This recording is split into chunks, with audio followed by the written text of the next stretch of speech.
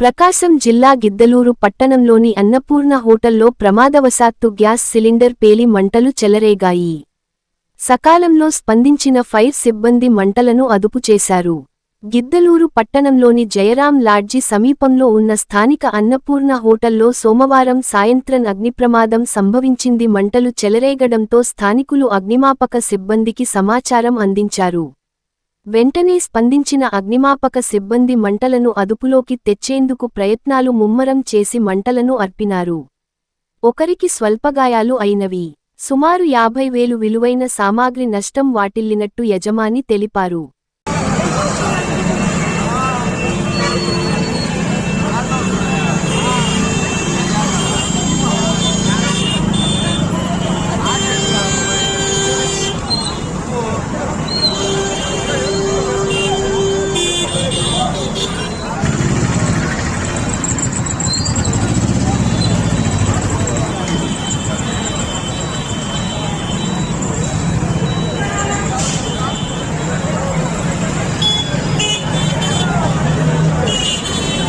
కారదు అసలే ఉంటుంది.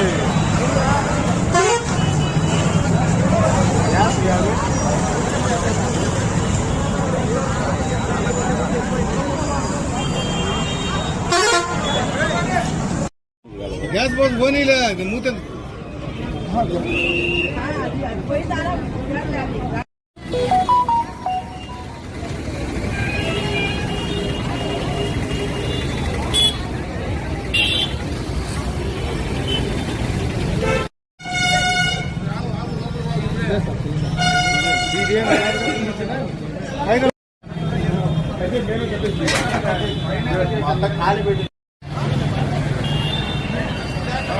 మా బావలు అట్లనే ఆ రూమ్లో మొత్తం అన్ని చెప్పులు గిప్పులు అన్ని ఖాళీ పైన